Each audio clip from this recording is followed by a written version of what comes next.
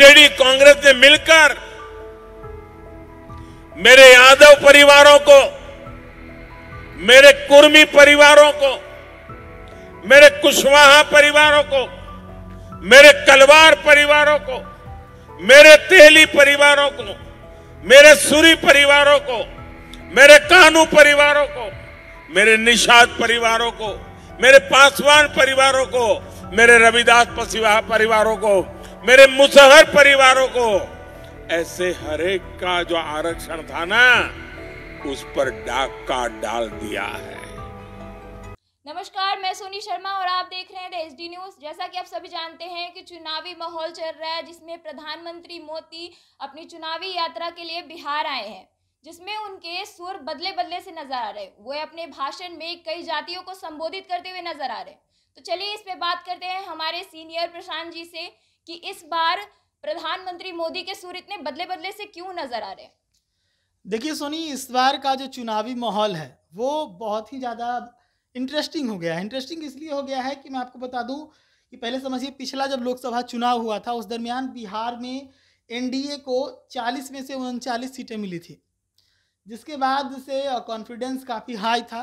लेकिन इस बार फिर से इसी चीज़ को दोहराने के लिए बीजेपी और नीतीश कुमार की पार्टी जदयू साथ में आई। लेकिन इस बार पिछला जो रिजल्ट है वो दोहराता हुआ एहसास नहीं दे पा रहा था एनडीए के नेताओं को। नरेंद्र मोदी की बात करें, नीतीश कुमार की बात करें, जिससे ये कई जगह से खबर आने लगी है कि तकरीबन जो एनडीए 39 सीटें पर थी वो हो सकता है कि इस बार 28 से 30 सीटों तक सिमट के रह जाए। ये खबरें आने लगी थी कई जगहों से। उसके बाद एक और फैक्टर थोड़ा सा पीछे चल के अगर देखेंगी तो जब नीतीश कुमार तेजस्वी के साथ महागठबंधन में सीएम थे, उस दरमियान उनका एक बड़ा फैसला आया था जाति आधारित जनगणना करवाने का। जाति आधारित जनगणना कराया गया था, जिसमें अलग अलग जातियों की संख्या बिहार में सामने आई थी, जिसके बाद से ही कहा जाने लगा था कि ये जाति आधारित जनगणना है वो कई मायनों में बिहार की राजनीति को जो है वो कहीं ना कहीं अफेक्ट करेगी। और पहले से बिहार की राजनीति में जो जाति है वो इतना घुसा हुआ है कि उसको अब संभालना निकालना काफ़ी मुश्किल है। तो आप देख सकते हैं बिहार के पूर्व मुख्यमंत्री रहे हैं लालू यादव, उनके बारे में कहा जाता है कि वो यादवों के नेता हैं, पूरा यादव कैडर उनके साथ होता है। उनके ऊपर ही MY समीकरण की राजनीति करने की चर्चा होती रहती है। तो वहीं उनके बेटे तेजस्वी के साथ आजकल घूमते हुए नजर आते हैं मुकेश सहनी। मुकेश सहनी के बारे में कहा जाता है कि वो मल्लाहों के नेता हैं। चिराग पासवान और उनके परिवार के बारे में कहा जाता है कि पासवान वोट बैंक उनके पास है। जीतन राम मांझी के बारे में कहा जाता है कि मुसहर का जो वोट बैंक है वो जीतन राम मांझी के साथ है। तो वैसे ही यहाँ पर जो है अलग अलग पार्टियों के जो नेता है वो अलग अलग कास्ट को फोकस करके अपनी राजनीति करते हैं। और ये चीज़ एक बड़ा फैक्टर बिहार में इस बार होता हुआ दिख रहा था। जबकि एनडीए के बारे में आपको बताऊं कि एनडीए ना तो किसी परिवार के द्वारा संचालित होने वाली गठबंधन या पार्टी है। ये अलग बात है कि एनडीए का ही हिस्सा जीतन राम मांझी की पार्टी है, जिसमें परिवारवाद का केस लगता है, या फिर ये कहें कि चिराग पासवान की पार्टी है, उनके भी जीजाजी भी इस बार चुनाव में लड़े।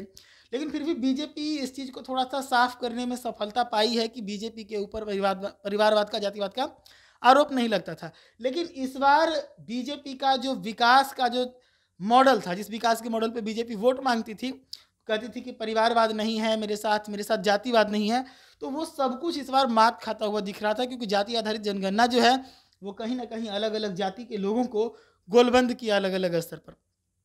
अब ऐसे में देश के प्रधानमंत्री लगातार, आपको पता होगा कि 9-10 रैलियां बिहार में कर चुके एक महीने के अंदर। यानी कि कहीं ना कहीं ये इनपुट मिला है उनको कि बिहार में आपकी स्थिति ठीक नहीं है। इसी के कारण बिहार के 40 लोकसभा सीटों पे ही वो तकरीबन 10 से 12 रैलियां कर देते हैं, जबकि बाकी और जगहों पर उतनी रैलियां उनकी नहीं होती है। तो ये साबित करता है कि यहाँ के जाति फैक्टर जो है वो उसमें कहीं ना कहीं बीजेपी उलझ गई। अब बहुत ही दुर्भाग्य की बात है कि देश के प्रधानमंत्री भी इस चीज़ को सुलझा नहीं पाए। जाति का जो एक कह सकते हैं कि एक बड़ा जंजाल जिसमें बिहार फंसा है, प्रधानमंत्री भी उसको नहीं उससे निकाल पाए बिहार को। और मजबूरन अब प्रधानमंत्री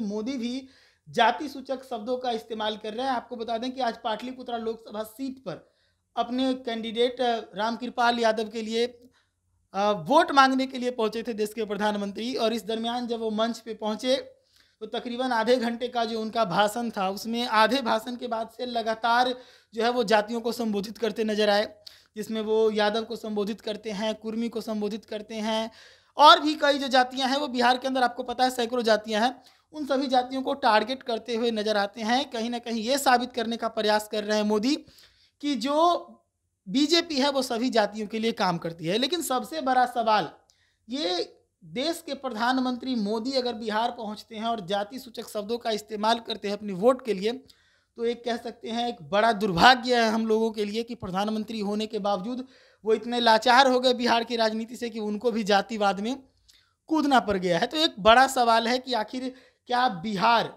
जिसके युवाओं के बीच में ये मैसेज दिया जाता है कि आने वाले समय में जातिवाद से मुक्ति मिलेगी, क्या बिहार को जातिवाद से मुक्ति मिलेगी? क्योंकि एक तरफ जहां देश के प्रधानमंत्री मोदी झुक गए जातिवाद के सामने, दूसरी तरफ यहाँ पर कास्ट को लेकर रिजर्वेशन की झगड़ा जो भी बिहार में अलग अलग जातियों के बीच में देखने को मिलता है, कास्ट जो कह सकते हैं सेंसस कराया गया बिहार के अंदर, तो ये सब कहीं ना कहीं बिहार को एक बड़ा जातिवादी लड़ाई के तरफ ढकेलता हुआ नजर आ रहा है।